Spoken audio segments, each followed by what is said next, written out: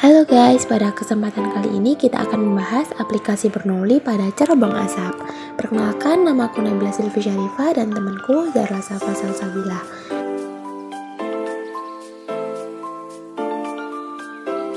Prinsip hukum Bernoulli menyebutkan bahwa jika pergerakan aliran udara tinggi, tekanannya menjadi kecil. Sebaliknya, jika laju aliran udara rendah, tekanannya akan besar. Guys, kalian tahu nggak kenapa cerobong asap pabrik dapat mengeluarkan asap? Dan apa sih hubungannya sama hukum Bernoulli? Yuk kita bahas. Pada cerobong asap, asap dari proses pembakaran akan memiliki temperatur yang tinggi, sehingga massa jenis udaranya menjadi kecil. Udara yang memiliki massa jenis yang kecil akan mudah untuk bergerak ke atas. Karena bagian dari cerobong asap berada di luar ruangan, maka angin akan meniup bagian atas cerobong asap tersebut, sehingga tekanan udara di sekitarnya menjadi lebih kecil. Sedangkan di dalam ruangan tertutup, tidak terdapat angin yang bertiup, sehingga tekanan udara lebih besar.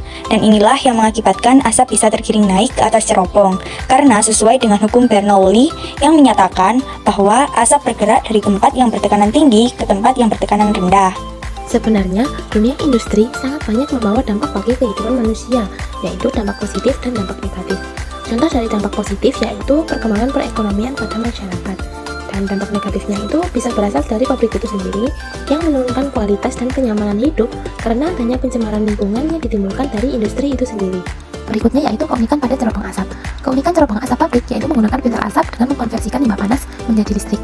Filter asap ini menggunakan metode listrik statis dengan efisiensi hingga mencapai 90%. Cara kerjanya yaitu menggunakan arus arah dengan alat pembakaran yang berbentuk silinder di mana di bagian dindingnya diberi muatan positif, sedangkan sejajar dinding tabung diberi muatan negatif. Hal ini menyebabkan udara kotor akan ditarik oleh dinding tabung, sedangkan udara bersih berada di tengah silinder yang kemudian terhembus keluar. Untuk mengubah energi panas menjadi listrik digunakan 9 buah termoelektrik generator.